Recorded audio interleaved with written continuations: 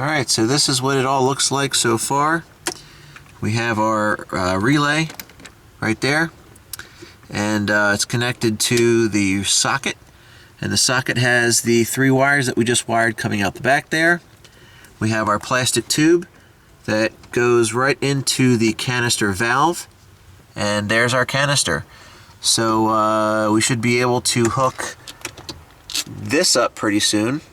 Basically sends power to our heat core. So we're going to keep moving here. Okay, so nothing too important here. We just took wire number 4 and we hooked it to the positive lead, and then this is going to be our ground, common ground. Hook that up anywhere. Okay, all 4 wires, actually 3 wires, one of them is not used. They're all done, and so we're going to run them under the carpet and to the main unit. Alright, now we're just going to attach this little terminal to the end of our 8-gauge wire. Now you're figuring 8 gauge is pretty big for power wire on such a small unit that they have for this thing, but the reason is because there's going to be a lot of current running through this in order to heat up the element that's going to eventually turn the liquid into smoke. So it requires a lot of power, and 8 gauge is just the one to do it. So we have a terminal here, and what I'm about to show you is not necessary, but I like to do it just for ultimate contact. So you can see I've already stripped it, and now what I'm going to do is fit this over here, and I'm going to crimp it, and then we're going to solder the connection. Now as you can see through here, that little space right there, you can see the wire kind of poking through a little bit.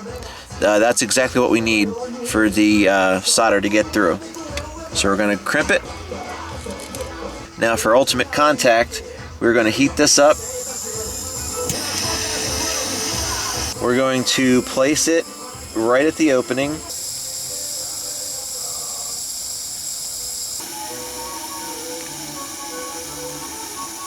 You can see that right inside of here, it actually goes into the terminal itself and bonds the wire to the terminal. It also goes in through that little hole, and so now we have a wire that's got really good connectivity.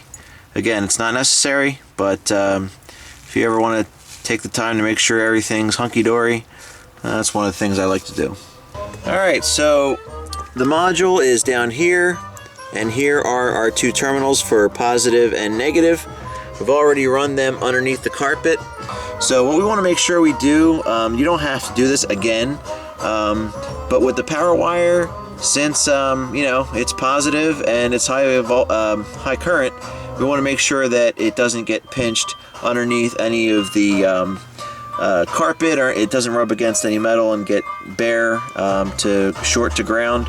So I usually just like to cover it with some friction tape and make sure that with the abrasion that it'll feel vibrating and having people step on it underneath the carpet for the next few years, it'll still maintain the jacket's integrity and not short to ground. So we're just going to cover it with some felt friction tape. It's kind of like a cloth material almost, and it's usually what the manufacturers use to make sure that wires don't get stripped off when they contact metal over 10 plus years of vibration. It should be enough, so when we pull it back through from here to here, we're going to have protection from any vibration, any movement around. This stuff will take the hit and save the jacket. The jacket's still pretty thick and has a lot of integrity to it, but this is just a precaution. And then it will reach our terminal just fine. This boot right here, it's actually pretty nice that they included this in the kit. That's going to make sure that once this terminal's on, it's perfectly covered and nothing can touch the actual terminal.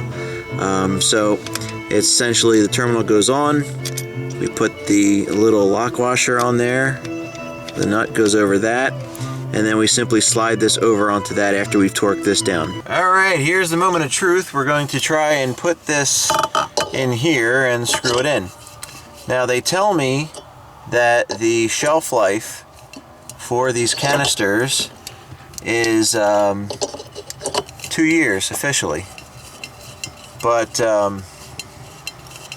They said that's just the aerosol they're talking about. Okay, this is a full test of the Pea Soup car security system. I'm gonna try and steal your car. Oh no!